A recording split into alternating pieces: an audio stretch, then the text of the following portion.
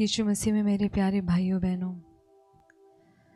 हम इस समय को यीशु मसीह के नाम पर उसके लहू से पवित्र करते हैं। सुनने वाले आप और वचन सुनाने वाले अशोक मार्टिन मिनिस्ट्री के यहाँ जितने भी लोग शामिल हैं, हम सब अपने आप को यीशु मसीह के पवित्र लहू से ढकते हैं। Let us wash our conscience clean with the precious blood of Jesus. अपने अंतःकरण को उसके लहू से धोकर शुद्ध करें। पवित्र आत्मा अपने अद्भुत तरीके से इस वक्त काम करें। जब उसका वचन, परमेश्वर का बहुमूल्य पवित्र सामर्थ्यवान वचन सुनाया जाए तो ये दुधारी तलवार के समान सुनने वाले, बोलने वाले सबके आत्मा को भेदे, पर्ज करे, शुद्ध करे और परमेश्वर को इससे महिमा मिले कि हम उसके लिए, उसकी महिमा के लिए पर्ज होने के बाद बहुत फल उत्पन्न करें। यह मांगते हैं यीशु मसीह के नाम से, आमीन। मेरे प्यारे भाइयों बहनों, it is one thing to be anointed. ये एक बात है कि हम अभिषेक के कब्जे में रहते हैं, हम अभिषिक्त होते हैं। और ये एक दूसरी बात है, when we are supposed to carry the anointing of God. To be anointed is one thing, and to carry the anointing every moment, every hour is another thing. नबियों की संगति में आकर वो साउल राजा, वो साउल जो एक मामूली आदमी था, कोई प्रार्थना नहीं, कोई परमेश्वर का ज्ञान उसे इतना नहीं था, लेकिन नबियों की संगति में आकर वो साउल राजा भी नबूवत करने लगा। He was under anointing. लेकिन क्या हुआ तब जब वही साउल नबियों की संगति से हट जाता है और हम बाइबल पढ़ते हैं तो पाते हैं कि उसी साउल को जो किसी समय नबूवत करता था, वही साउल दुष्ट आत्मा से भी पीड़ित हो जाता है। It is one thing to be anointed and it is one thing to carry the anointing every moment of your life. हम इन अंतिम क्षणों में जीते हैं, जिन अंतिम क्षणों में शैतान जानता है कि उसका वक्त कितना कम रह गया है और जितना ज्यादा समय उसको कम बचा हुआ दिख रहा है, वो उतनी ही ज्यादा वेपन्स के साथ और उतनी ही ज्यादा जोश के साथ इन दिनों काम करता है। बाइबल में लिखा है, अग्निमय बाण छोड़ता है वो। He is like a lion, वो शेर के समान है। वो इस ताक में रहता है कि किसको फाड़ खाऊं। और ये शेर, ये पुराना सर्प आज भी उसी ताक में है कि किसे वो फाड़ खाए। और तो और उसकी भूख, जितना वो देख रहा है कि समय कम रह गया है, उसकी भूख उतनी ही ज्यादा भयंकर तरीके से उसको पीड़ा दे रही है। ही इज सीकिंग कि वो किसे फाड़ खाए। So being Christians, nominal Christians does not guarantee our safety. केवल नाम मात्र के मसीह रहना हमारे लिए सेफ्टी नहीं है। We need to be anointed. केवल एक चीज है जो शैतान को हमें छूने से, हमारे इलाके में आने से रोक के रखती है, और वो है परमेश्वर की ओर से जब बाड़ा लगाया जाता है, जो बाड़ा आयूब और उसकी धन संपत्ति पर था। एक बाड़ा हर विश्वासी के ऊपर रहता है। There is a hedge of anointing. जब कोई बंदा यीशु मसीह पर विश्वास करता है, उसे अपना प्रभु और मुक्तिदाता ग्रहण करता है, तो उसके मेहनत परिश्रम से भी ऊपर परमेश्वर की ओर से उसके ऊपर एक बाड़ा आता है। That is the hedge of anointing. हमारा विषय, वचन का विषय आज ये नहीं कि बाड़ा and how does that hedge develop. आज जिस बात पर हम चर्चा करने वाले हैं, that is the anointing that we need to carry every moment.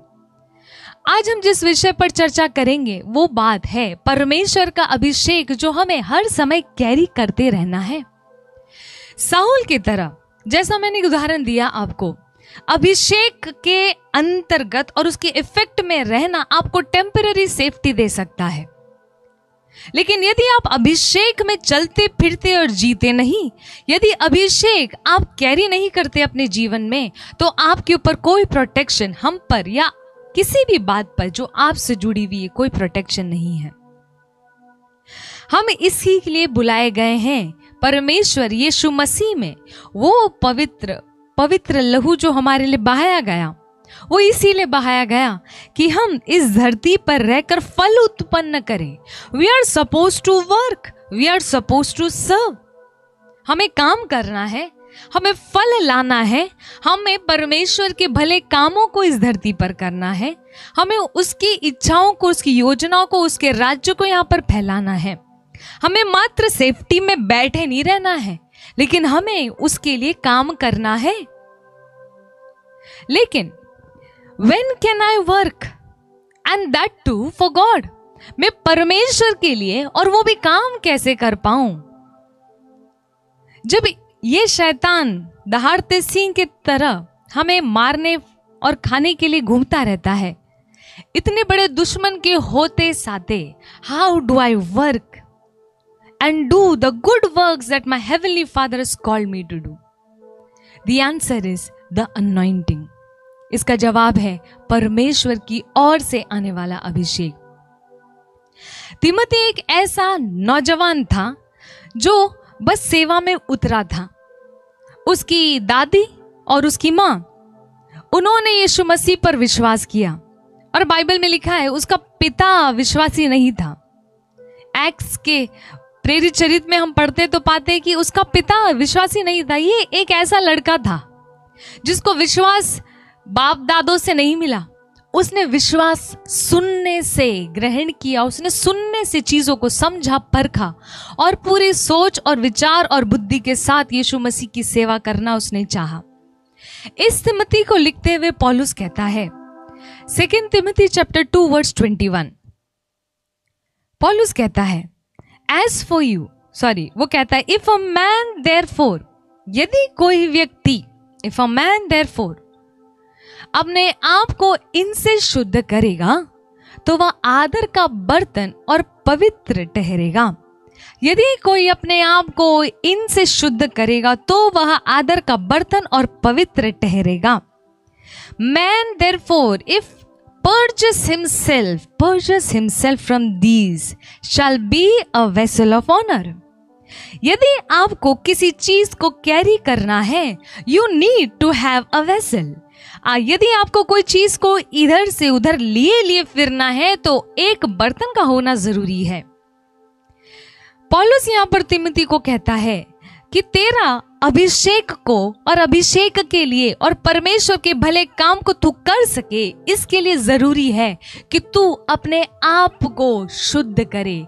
और अ बेटर वर्ड, इससे बेहतर शब्द जो इंग्लिश अनुवाद में इस्तेमाल किया गया है वो ये है, if a man therefore purge himself from these. Purge करना, पर्ज मतलब अपने आप की जांच करना, कमियों को ढूंढना और कमियों को निकालना। If a man purge himself from these he shall be a vessel unto honour. सबसे पहले, how do I be a vessel? परमेश्वर का अभिषेक मुझे फील होता है जब मैं किसी मीटिंग में जाती हूँ या किसी भजन को सुनती हूँ या किसी कॉर्ड को सुनती हूँ। I feel anointing of God, और वो अभिषेक अच्छा लगता है।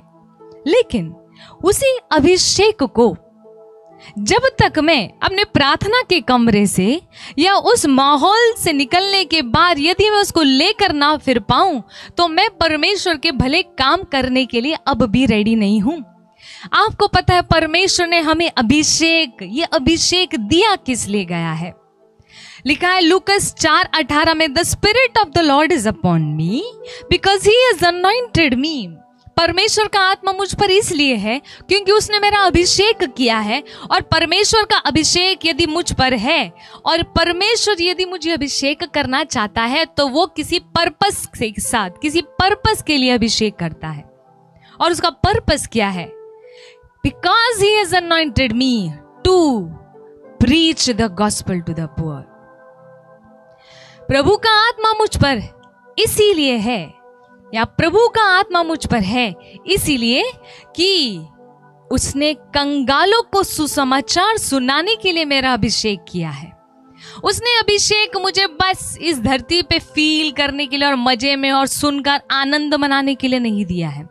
I am not anointed. मेरा अनॉइंटिंग, परमेश्वर का अभिषेक आप पर या हम पर इसीलिए नहीं कि हम केवल अच्छे से वर्शिप कर सकें, गाएं बजाएं और अच्छे से नाच सके। There is something more which is important to God.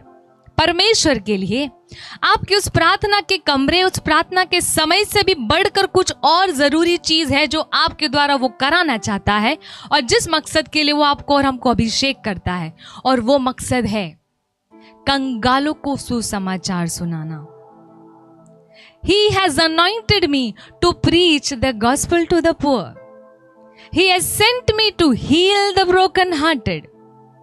कंगालों को सुसमाचार सुनाऊं।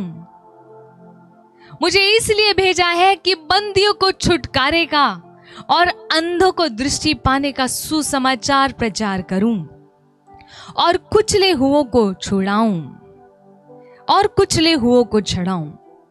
द लेवल ऑफ अनॉइंटिंग, जिस लेवल की अनॉइंटिंग आप और हम कैरी करते हैं, उसी लेवल के कार्य परमेश्वर आपके द्वारा करेगा, या आपके द्वारा वो कर सकता है।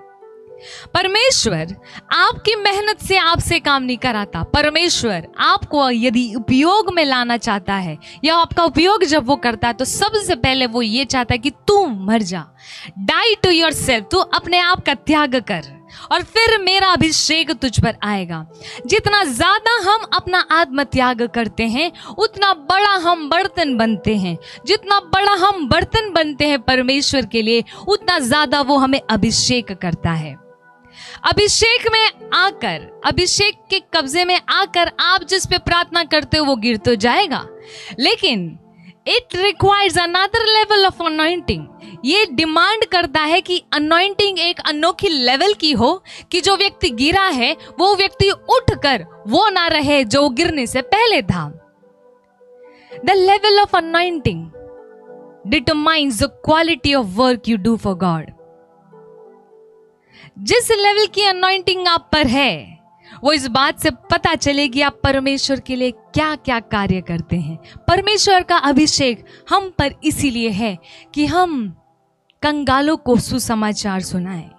क्या जब बोला जाता है अभिषेक में आकर जब आप बात करते हैं किसी से, घर हो, परिवार हो, काम करने की जगह हो, मोहल्ला हो, सोसाइटी हो, या कोई भी व्यक्ति क्यों ना हो, मामूली व्यक्ति, यदि वो कंगाल है, तो क्या आपके बात करने से उसका दिल प्रसन्नता से भरता है? क्या उसे सुसमाचार मिलता है? क्या उसे समझ में आता है द गॉस्पेल? परमेश्वर का सुसमाचार सुनाने के लिए अलंकृत भाषा की जरूरत नहीं है। परमेश्वर का सुसमाचार आप सुना सके, इसके लिए आपको इंग्लिश आए ये जरूरी नहीं है, आपको अलग अलग भाषाएं आए ये जरूरी नहीं है, आप अच्छे बोलने वाले हो ये जरूरी नहीं है।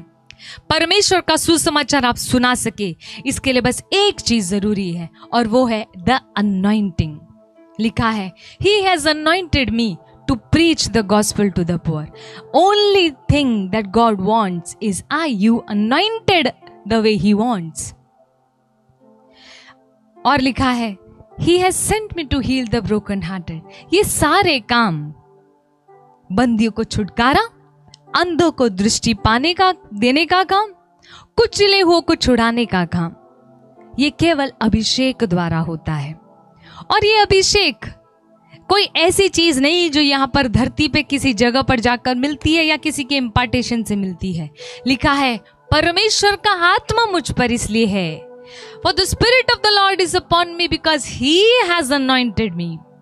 अभिषेक ऊपर से आता है, जगह और माहौल या किसी व्यक्ति विशेष के हाथ रखने से नहीं।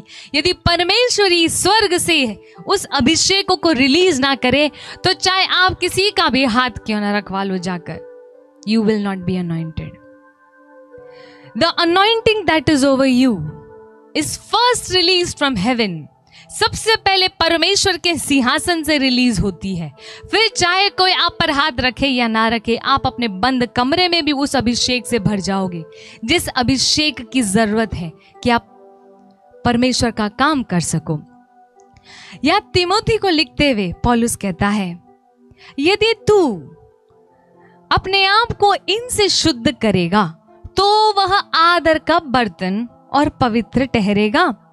यदि तू अपने आप को इनसे शुद्ध करेगा, तू अगर बर्तन बनना चाहता है कि तू वो बर्तन बने जिस अभिषेक के अंदर आकर तू बंदियों को सुसमाचार सुनाए, तो बंदी बंदी ना रहे, वो रिहा हो जाए।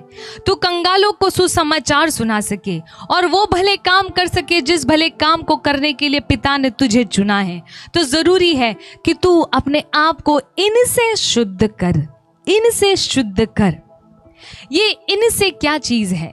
What is it from which Timothy is supposed to purge himself?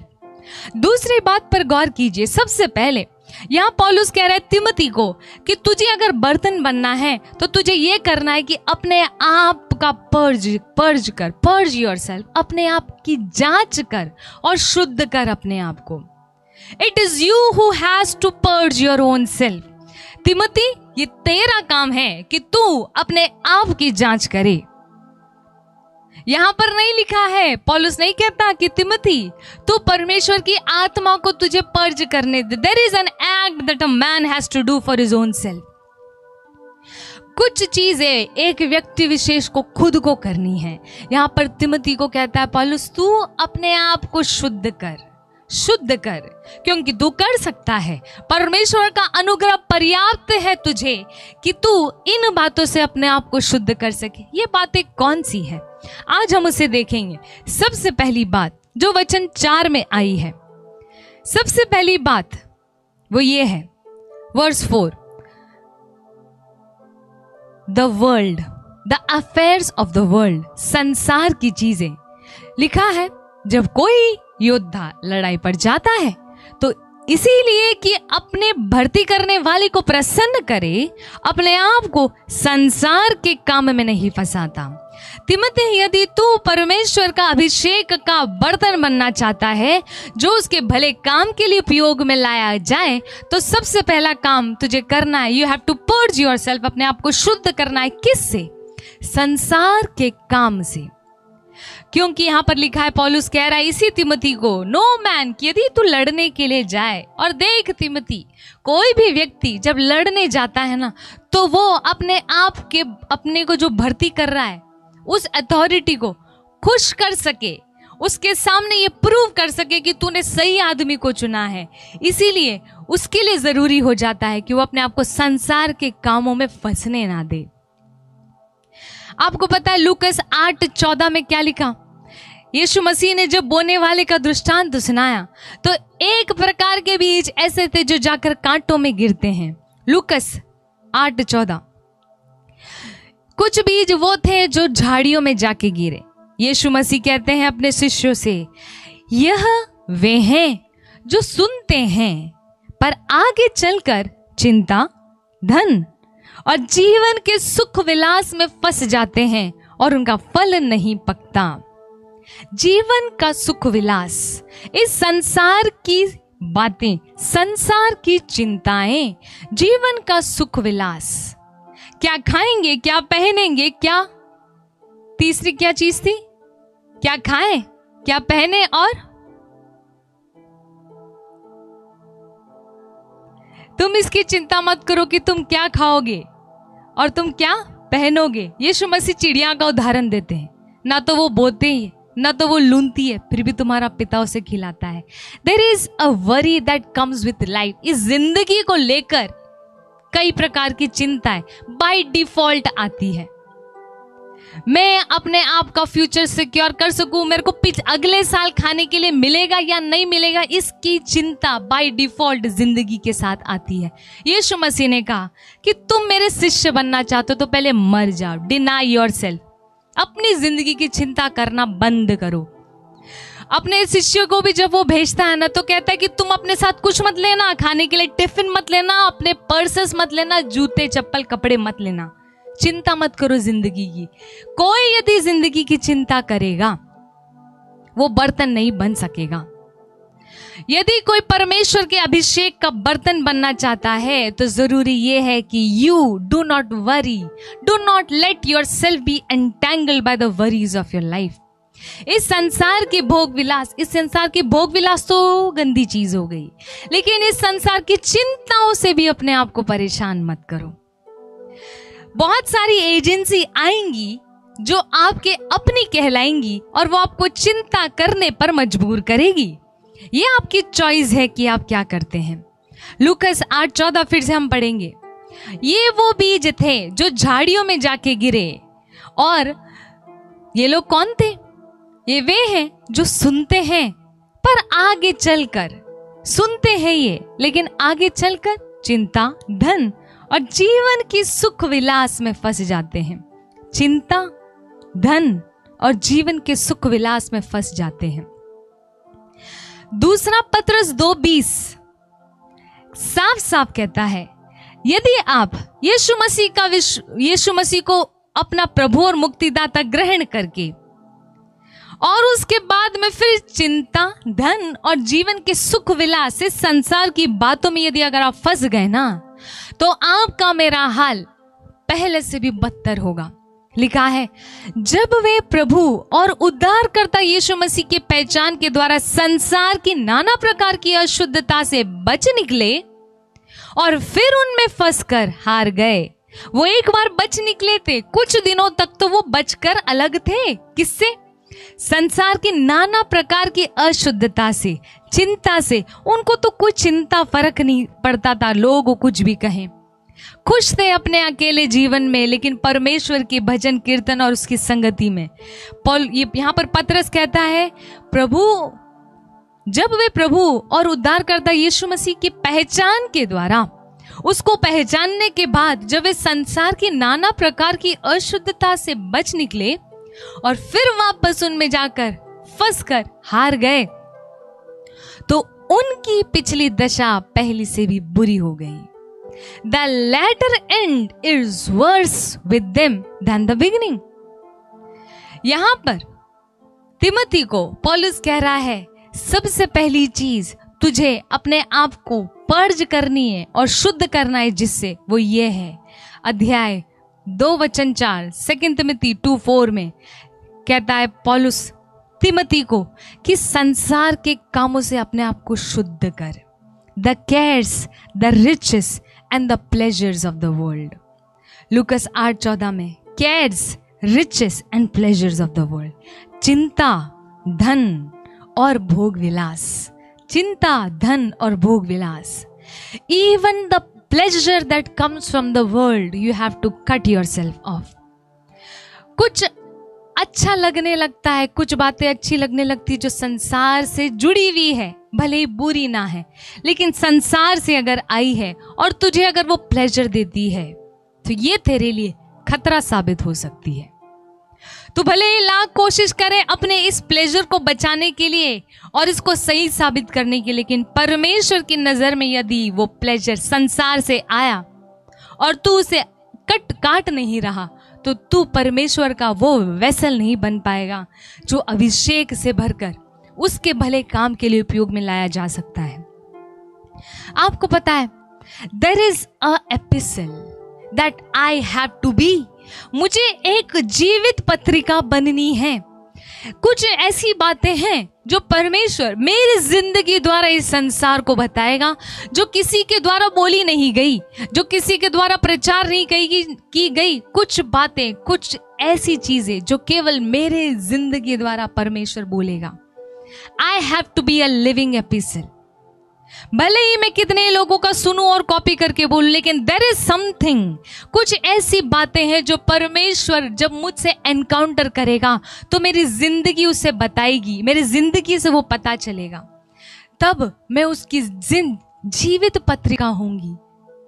परमेश्वर अपने वचन से ये कहता है कि यदि आप इस संसार की चीजों से अपने आप को शुद्ध रखोगे तो आप उसके बर्तन बनोगे। इस बर्तन में न केवल वो अभिषेक भरेगा, लेकिन इस बर्तन को वो उपयोग में लेगा। दूसरी चीज पौलुस कहता है तिमोथी को, किससे तुझे बचकर रहना है। इसी अध्याय में वचन 12 लिखा है, यदि हम धीरज से सहते रहेंगे तो उसके साथ राज्य भी करेंगे, लेकिन यदि हम उसका इनकार करेंगे तो वह भी हमारा इनकार करेगा। यदि हम धीरज से सहते रहेंगे, it is easy to begin. शुरू करना तिमोथी बहुत आसान है, शुरुआत करना विश्वास की जिंदगी में बड़ा आसान है, लेकिन इसी विश्वास में, पवित्रता में और परमेश्वर के वचन में, उसके वचन में एक डाली के समान बने रहना तेरे लिए कठिन होगा। तू ऐसे लोगों से मिलेगा जो तुझे मोटिवेट करेंगे, थोड़ा स्टाइल मार, थोड़ा फैशन कर, थोड़े ऐसे गाने भी सुन, लेकिन what do you choose Timothy? क्या तू धीरज के साथ बना रहेगा, सहता रहेगा? तू इनसे अलग होता है, ये तुझे पसंद नहीं करते, तुझे अकेला फील होता है, तेरा कोई दोस्त नहीं, तेरा कोई यार नहीं, कोई मित्र नहीं, क्या तू फिर भी सहता रहेगा? पौलुस कहता है यदि हम धीरज से सहते रहेंगे। धीरज से क्यों सहना पड़ रहा है तिमोथी को? द मियर फैक्ट, मात्र ये बात कि तुझे संसार से अलग किया गया है, परमेश्वर ने तुझे चुना है, ये बात काफी है संसार के लिए कि वो तुझसे नफरत करे। यीशु मसीह ने कहा कि संसार तुमसे प्यार नहीं करता क्योंकि तुम संसार के हो ही नहीं। तुम यदि संसार के होते तो वो तुम्हारा मित्र बनता। आप यदि संसार से अलग नहीं हो तो आप संसार के मित्र हो, साफ सी बात है। लेकिन यदि आप संसार से अलग हैं तो it is guaranteed that the world will not like you. संसार आपको पसंद नहीं करेगा, आपकी बातें उन्हें पसंद नहीं आएगी, आपके जीने का तरीका उसे पसंद नहीं आएगा। लेकिन पौलुस कह रहा है तिमोथी को, लेकिन यदि हम धीरज से सहते रहेंगे, सब छोड़ के चले गए तिमोथी, सहता रहे, धीरज रख, सहता रहे, तेरा रिवॉर्ड बहुत ग्रेट है। You have a great reward in heaven. सबने छोड़ दिया, केवल वो माँ और तेरी दादी रह गई जो विश्वास में है, बाकी कोई नहीं रहा, सब तुझसे नफरत करते हैं। तिमोथी धीरज से सहता रहे, रिमेन स्टैंडिंग। दूसरी चीज जिससे अपने आप को पर्ज करना है वो ये है, तिमोथी ध्यान रख, क्या तू अपनी धीरज खो तो नहीं बैठा? तो संसार के साथ कहीं कॉम्प्रोमाइज तो नहीं कर रहा? सी टू इट, लिखा है तो उसके साथ राज्य भी करेंगे। यदि तू धीरज के साथ सहता रहेगा, पवित्रता का जीवन जीने के कारण जो क्लेश तेरे आगे आते हैं, यदि तू धीरज से सहता रहेगा, नफरत मिलती है भाई बहन परिवार से, लेकिन यदि तू धीरज से सहता रहेगा तो लिखा है तो उसके साथ राज्य भी करेगा। यदि हम उसका इनकार करेंगे तो वह हमारा इनकार करेगा। आज मसीही लोग बोलकर इनकार नहीं करते यीशु मसीह का। आज मसीही लोग डर कर उसका इनकार करते हैं। आज मसीही लोग बोलकर, नारे लगाकर यीशु मसीह हमारा प्रभु ऐसे इनकार नहीं करते, लेकिन आज वे शर्म के मारे चुप बैठकर इनकार करते हैं। जब एक मसीह को खड़ा होकर गवाही देना है, बोलना है, वहां वो चुप रहता है तो वो इनकार करता है। जब आपका भाई यीशु मसीह के कारण दुख सहन कर रहा और आप उसके साथ जाकर खड़े हो सकते हो, लेकिन आप डर के मारे अपने घर में बैठते हो, आप उसका इनकार कर रहे हो। आपके पास पैसा है कि आप कुछ उसके सुसमाचार के लिए इन्वेस्ट कर सको, मीटिंग्स होल्ड कर सको, आपके पास अधिकार है, लेकिन आप समाज, रिश्तेदार और अथॉरिटीज के डर के कारण कि कहीं आपको उनके सामने शर्मिंदा ना होना पड़े, आप चुप रहते हो, आप इनकार करते हो। दूसरी चीज तिमोथी को कहता है वो, you have to purge yourself. कहीं तू उस यीशु का इनकार तो नहीं कर रहा। इफ एनीवन पर्जेस हिमसेल्फ, यदि कोई, तिमोथी को कहता है पौलुस, यदि कोई अपने आप को इन अशुद्ध चीजों से बचाए रखे, शुद्ध रखे, तो वो परमेश्वर के हाथ में ही will be a vessel of honour sanctification. यदि आप इस शर्म का तिरस्कार करें जैसे यीशु मसीह ने किया। उसके बारे में लिखा है जब वो क्रूस पर नंगा टंगा था, उसने शर्म का भी तमाशा बना दिया, उसने शर्म को डिस्पाइज कर दिया, उसे कभी शर्म रोक नहीं पाई। लेकिन आज मसीहियों के कदमों को शर्म रोक देती है, डर रोक देता है। You have to see to it. क्या शर्म या डर आपके मसीह जीवन के अंदर एक डिसलरेशन पैदा कर रही है? क्या रुकावट बन रही है? Purge yourself. परमेश्वर का अभिषेक रुक जाएगा। पौलुस कहता है, मैं सुसमाचार के कारण लजाता नहीं। सुसमाचार एक ऐसी चीज है जिसके कारण मैं कभी शर्म नहीं महसूस करूंगा, चाहे मुझे राजाओं के भी आगे खड़ा होकर सुसमाचार सुनाना पड़े। एक मुजरिम बनकर, एक मुजरिम के स्टेटस में खड़ा होकर अगर मुझे बड़े लोगों के आगे भी सुसमाचार सुनाना पड़े तो भी मैं सुसमाचार के कारण शर्म नहीं खाऊंगा। I will not be ashamed to preach the gospel. अरे वो कैद में पड़े पड़े भी सुसमाचार सुनाने में उसे लज्जा नहीं हुई। हम अपने घर में बैठे बैठे भी सुसमाचार फैलाने में, शेयर करने में, सपोर्ट करने में लजाते हैं, डर महसूस करते हैं। तीसरी चीज इसी अध्याय में 16वां और 17वां वचन, चैप्टर 2 वर्स 16 एंड 17। पर अशुद्ध बकवाद से बचा रहे, क्योंकि ऐसे लोग और भी अभक्ति में बढ़ जाएंगे। पौलुस कहता है तिमोथी को कि क्योंकि तिमोथी एक बच्चे समान था पौलुस के लिए। वो सच में एक जवान व्यक्ति था और वो बहुत ज्यादा परमेश्वर के प्रति प्यार से और उसके लिए ज़ील से भरपूर था। तिमोथी को पौलुस सिखाता है कि तू इफेक्टिव सर्विस कैसे कर सकता है, क्यों, क्या चीज, कौन सी चीज है जिससे तुझे बचना है। और उन बातों को बताते हुए यहाँ पर पौलुस कह रहा है तिमोथी को कि अशुद्ध बकवास से बचा रहे, क्योंकि ऐसे लोग और भी अभक्ति में बढ़ जाएंगे। कुछ बातें हैं जो सुनने में अच्छी लगती है लेकिन एक्चुअल में वो बकवास है। अशुद्ध बकवाद से बचा रहे, बट शन, प्रोफेन एंड वेन बैबलिंग। आपको पता है ये शब्द वेन, इसका ओरिजिनल ट्रांसलेशन का मतलब क्या है? असली अनुवाद में ये शब्द वेन, इसका मतलब है हर वो बात जो विश्वास के खिलाफ है, हर वो बात जो विश्वास को बढ़ावा नहीं देती और विश्वास के अतिरिक्त दूसरी बातों की ओर ध्यान लगाती है। कई बार लोग अच्छी बातों के नाम पर मोटिवेशनल टॉक सुनते हैं।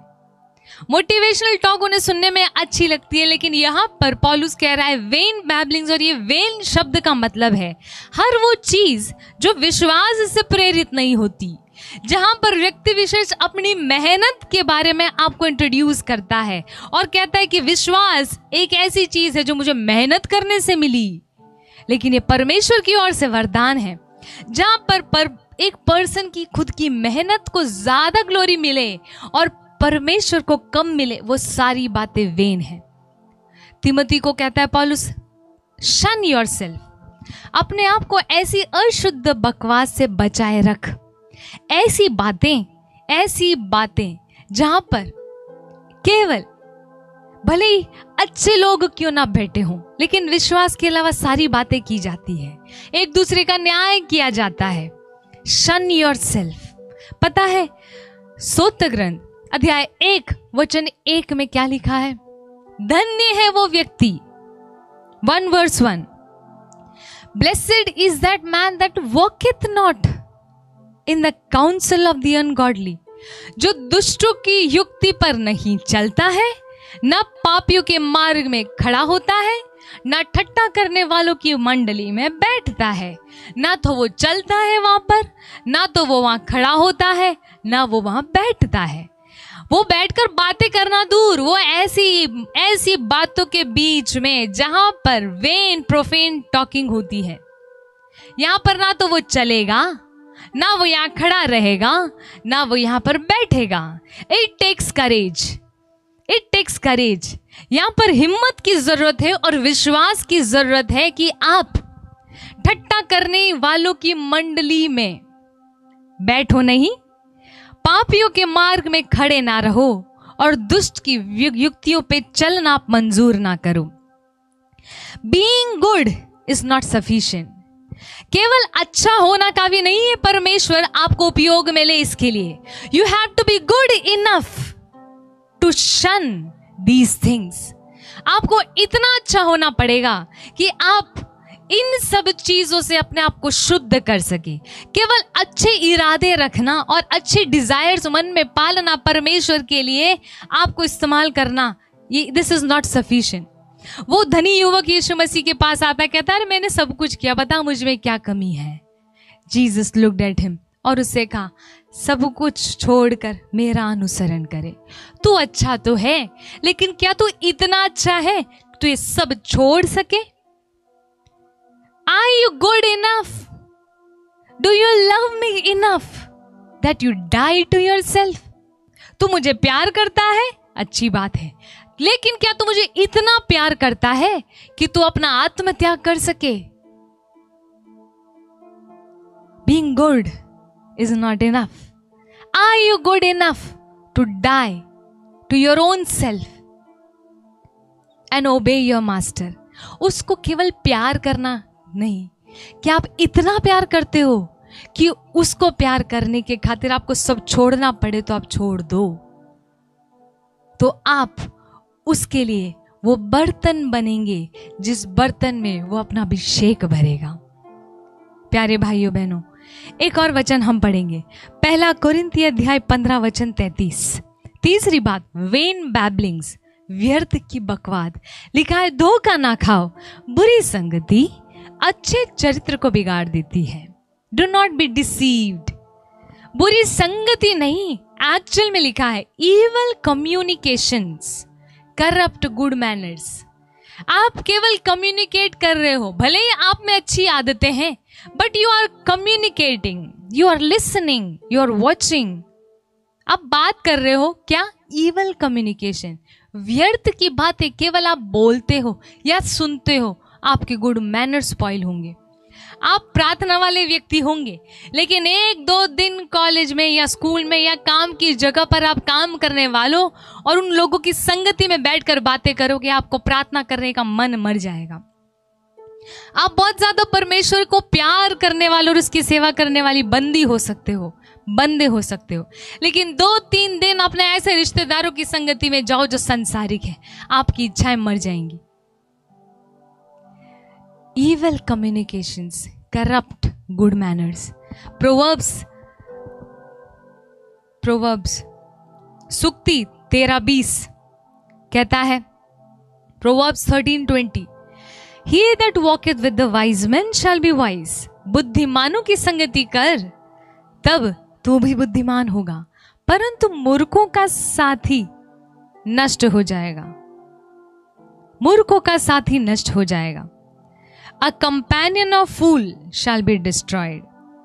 एफेसी 5:6 क्या कहता है? Vain words bring God's wrath. धोखा ना खाओ, तुम्हें व्यर्थ बातों से धोखा ना कोई तुम्हें व्यर्थ बातों से धोखा ना दे, क्योंकि इन ही कामों के कारण परमेश्वर का क्रोध आज्ञा न मानने वालों पर भड़कता है। तुम्हें व्यर्थ बातों से कोई धोखा ना दे। Let no man deceive you with vain words, useless talk. इसके अलावा वेन वर्ड्स, व्यर्थ की बातें, वो सारी बातें भी होती हैं जो विश्वास से उत्पन्न नहीं होती। पता है, 1 तिमोथी अध्याय 1 वचन 5 में ये पौलुस साफ साफ कहता है, हर वो आज्ञा जिसका फुल स्टॉप प्रेम नहीं, any commandment that's end is not love. Now the end of commandment is charity. हर वो आज्ञा जिसका एंड प्यार से नहीं होता, हर वो बात जो अल्टीमेटली परमेश्वर का प्यार आप में उजागर नहीं करती, वो परमेश्वर की ओर से है ही नहीं। चाहे कितनी ही शिक्षाएं आप ग्रहण करो, क्या परमेश्वर की शिक्षा या वचन सुनने के बाद में उसके प्रति प्यार उमड़ता है आपके अंदर? आज्ञा का सारांश यह है कि शुद्ध मन, अच्छे विवेक और कपट रहित विश्वास से प्रेम उत्पन्न हो। केवल शुद्ध मन करके जीना ये परमेश्वर की आज्ञा नहीं है, लेकिन क्या शुद्ध मन के द्वारा तेरे अंदर तू जो शुद्ध मन रख रहा है, ये शुद्ध मन का अल्टीमेट गोल क्या परमेश्वर का प्यार है? तब तो ये परमेश्वर की ओर से आने वाली आज्ञा है।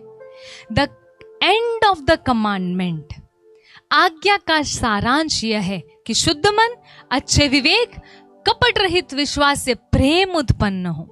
इन तीनों चीजों से प्रेम उत्पन्न होना चाहिए। यदि कोई भी बात जिससे प्रेम उत्पन्न नहीं होता, कोई भी ऐसी बात जो तुम बैठकर संगति में करते हो लेकिन प्रेम को बढ़ावा नहीं मिलता, वो परमेश्वर की ओर से नहीं, वो व्यर्थ की बकवाद है। It is when words. कैसी भी अच्छी आप उसको शिक्षा कहो या मीटिंग कहो, if that does not Edify the charity in you, शुद्ध मन के साथ, अच्छे विवेक के साथ और कपट रहित विश्वास के साथ यदि प्रेम उत्पन्न नहीं हो रहा, तो ऐसे सारे कमांडमेंट्स और बातें बेकार है, वो व्यर्थ की बकवाद है।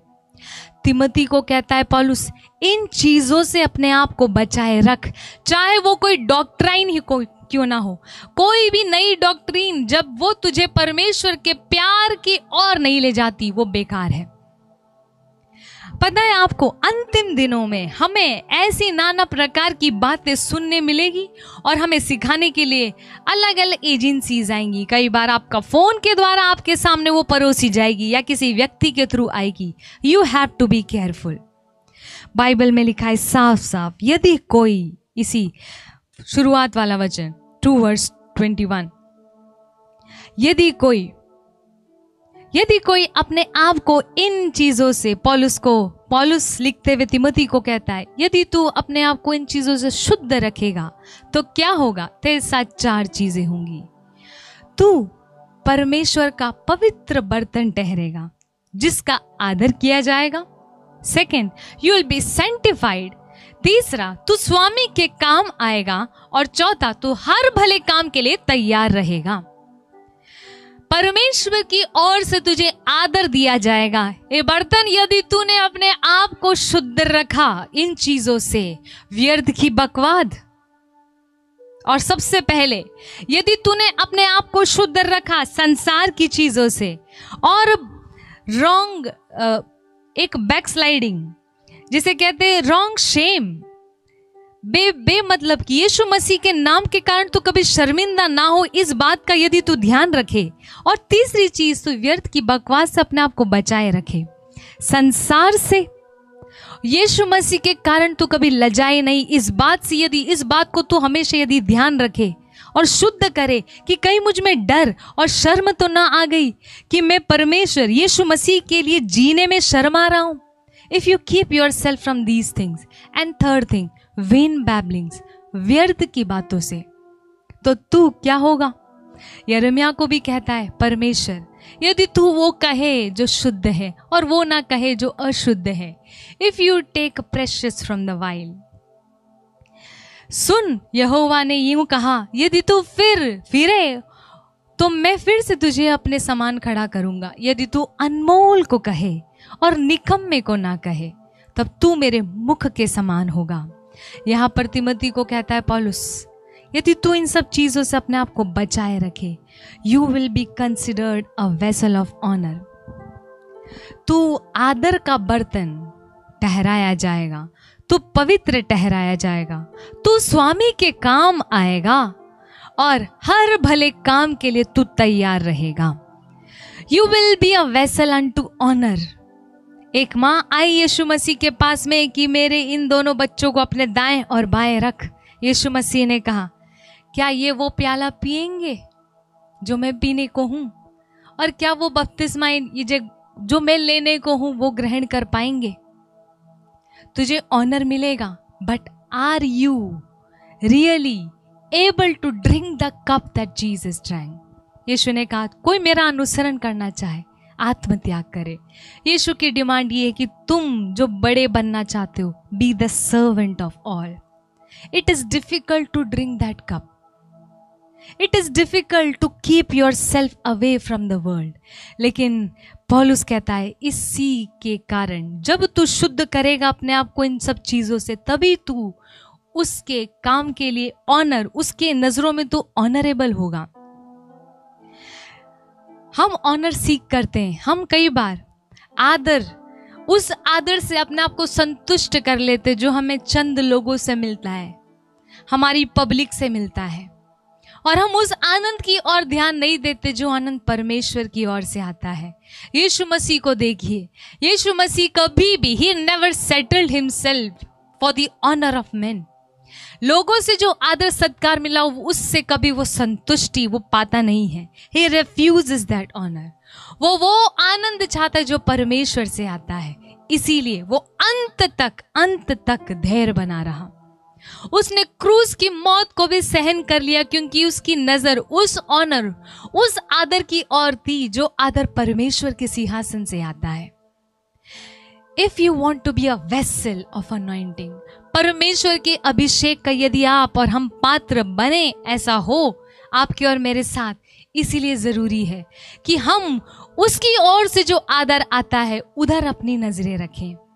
और परमेश्वर का वचन साफ कहता है, परमेश्वर का वचन साफ कहता है, उसके पुत्र ने आकर ये सिखाया भी, तुम में जो कोई बड़ा बनना चाहता है वो सबसे छोटा बने। If you want to be, कुछ बनना है, तुम मेरा अनुसरण करो। देखो मुझे, मैं पाँव धो रहा हूं, जैसे मैं पाँव धोता हूं तुम भी, जैसे मैं तुमको प्यार करता हूं, I have become your servant my disciples. तुम भी जिस तरह मैं तुमसे प्यार करता हूं वैसे तुम भी करो। प्यारे भाइयों बहनों, इसके अलावा दूसरी चीज, यदि आप परमेश्वर के वो बर्तन बन जाएंगे जो अपने आप को इन अशुद्धता से परे रखेगा, दूसरी चीज जो होगी वो होगा आपका सैंक्टिफिकेशन, आपका शुद्धिकरण। आप सैंक्टिफाइड होगे। सैंक्टिफिकेशन मतलब आप परमेश्वर की खुद की चीज बनेंगे। यदि आप परमेश्वर के बन जाओ तो आपको किस बात की चिंता। क्या आपको पता है कई देशों में कई लोग एम्बेसडर बन के जाते हैं। भारत में कई देशों से एम्बेसडर्स आते हैं। ये एम्बेसडर्स कौन होते हैं? राजदूत कौन होते हैं? जो किसी देश को रिप्रेजेंट करते हैं। भारत का राजदूत अमेरिका में जाके भारत को रिप्रेजेंट करता है। उस राजदूत का खाना खर्चा सब कुछ इस भारत की सरकार देती, क्योंकि ये उसका है एम्बेसडर। और तो और यदि इसके साथ कुछ बुरा होता है तो इसको नहीं बदला लेना, वो सरकार, वो दूसरा देश जिसका एम्बेसडर, जिसका राजदूत बन के ये गया, वो देश बदला लेता है। कोई इस पर हाथ नहीं उठा सकता। You will be a vessel of honour, पौलुस कहता है तिमोथी को कि तू आदर का पात्र बनेगा, परमेश्वर के आदर का पात्र। और तो और यू विल बी सैंक्टिफाइड, तू उसका हो जाएगा, तू उसकी आंख की पुतली होगा। कोई तुझे टच नहीं कर पाएगा, कोई तेरा बाल बांका नहीं कर सकेगा। You will be a vessel of honour, you will be sanctified. और लिखा है meet for the master's use. इसका मतलब है परमेश्वर तुझे अब उपयोग कर सके, इसके लिए तू बिल्कुल एलिजिबल हो जाएगा। You will be perfect for the master's use. परमेश्वर तुझे उपयोग में ले, तेरे द्वारा वो बंदियों को रिहा करे, अंधों को वो दृष्टि दान दे, और वो सारे काम करे जो इस धरती पे कभी हुए नहीं, जिसके बारे में यीशु ने खुद ने कहा कि तुम वो काम करोगे जो मुझसे भी बड़े, जो मैंने किए उससे भी बड़े काम तुम करोगे। You will be meet for the master's use. स्वामी के काम आओगे, तुम उसके काम आओ, इसके लिए बिल्कुल तैयार रहोगे। और चौथी चीज, prepared unto every good work. हर भले काम के लिए तुम तैयार रहोगे। प्यारे भाइयों बहनों, इस संसार में हमें इन अंतिम दिनों में इसीलिए परमेश्वर के अभिषेक की जरूरत है कि हम हमारी दौड़ पूरी कर सके। कुछ दिनों पहले भविष्यवाणी की गई कि आने वाले साल में एक नॉमिनल, केवल मात्र मुंह से विश्वास करने वाले वो विश्वासी टिक नहीं पाएंगे। You will have to have a deep relationship with God. परमेश्वर के साथ आपका रिश्ता जरूरी है, क्योंकि ये दिन वो दिन है जहां पर परख की जाएगी। और वो विश्वासी जो केवल ऊपर से और बाहर से विश्वासी थे, अंदर से उनका मन परमेश्वर से बहुत दूर था, वो टिक नहीं पाएंगे। प्यारे भाइयों बहनों, केवल परमेश्वर ही बचा सकता है हमें इस संसार में। भले ही हम कितनी तैयारी करें, भले ही कितने पैसे इस बैंक में सेव रखें और बिजनेस को सिक्योर करें, यदि परमेश्वर ही भवन ना बनाए तो उन मजदूरों का श्रम व्यर्थ है। यदि परमेश्वर ही तुझे प्रोटेक्शन ना दे तो तेरे सारे बॉडीगार्ड बेकार ही खड़े हैं। अगर परमेश्वर ही चुने कि तुझे प्रोटेक्ट ना किया जाए तो तू कितना ही अपने आप को ढके, कवर करे और सिक्योर सेफ रखे, तू अपने बंद कमरे में अपने बेड पे भी मर जाएगा। प्यारे भाइयों बहनों, this is not to scare you, ये आपको डराने के लिए नहीं, लेकिन ये बताने के लिए है कि आपको और हमको इन अंतिम दिनों में अभिषेक से भरकर चलने फिरने और उसके बन के रहने की कितनी जरूरत है। आइए हम प्रार्थना करें कि परमेश्वर हमें उस अभिषेक का बर्तन बनाए, वो कृपा हमें मिले स्वर्ग से। हम परमेश्वर के सिंहासन पे जाकर दया और कृपा मांगे, दया और कृपा जिसकी हमें आवश्यकता है। आवश्यकता इसलिए है क्योंकि हमें उसका बर्तन बनना है। इट्स बीन लॉन्ग, बहुत टाइम हो गया। हम जाते हैं प्रार्थना में बैठते हैं, किसी की संगति में बैठ के अच्छा लगता है, अभिषेक फील होता है, लेकिन जो ही हम बाहर आते हैं हमारे साथ वो सारी बातें होती है जो बातें होनी नहीं चाहिए। हमारे काम असफल होते हैं, हम चिंता में रहते हैं, हमारे द्वारा पाप हो जाता है। हम जो चाहते हैं करें वो नहीं करते, और जो नहीं चाहते वही पाप हम बार बार करते हैं। वी लैक अनॉइंटिंग, हमें परमेश्वर के अभिषेक की जरूरत है। तो आए हम परमेश्वर के सिंहासन से कृपा मांगे कि हम उसके वो पात्र बने जो पात्र अपने आप को संसार की अशुद्धता से दूर रखता है, वो पात्र जो संसार के व्यर्थ बातों से और हर व्यर्थ की बातों को अपने अंदर जाने से रोके रखता है, और वो पात्र जो अपने मसीहा के कारण कभी लजाता नहीं। 3 चीजें, do not be ashamed of Christ, यीशु मसीह को याद रखें और उसकी कुर्बानी को ना भूलें। हम वो पात्र बने, इसके लिए हम कृपा मांगे, जिससे कि हम उसकी अभिषेक को न केवल प्रार्थना के कमरे में लेकिन अपनी जिंदगी द्वारा लिए चले, जिससे कि इस धरती पे हम उसके जीवित पत्रिका बन के जी सके। कुछ बातें ऐसी हैं जो हमारे जिंदगी द्वारा हम सिखाते हैं, जो हमारे शब्दों द्वारा नहीं सिखाई जा सकती। विश्वास सुनने से आता है, इंग्लिश में लिखा गया है faith comes by perception, faith comes by hearing, all right, लेकिन हियरिंग मीन्स परसेप्शन। इसका असली मतलब है perception. People can perceive your body language, आपके हाव भाव से विश्वास आप बांट सकते हो। आपके केवल किसी इंस्ट्रूमेंट पर हाथ रखने से, उस म्यूजिक से परमेश्वर का आत्मविश्वास उत्पन्न कर सकता है।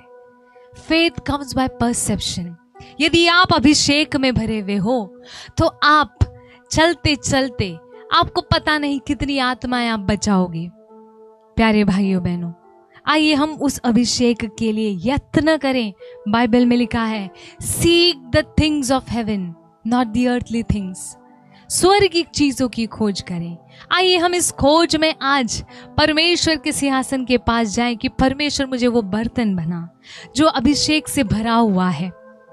Let me be your vessel master. आइए हम प्रार्थना करें।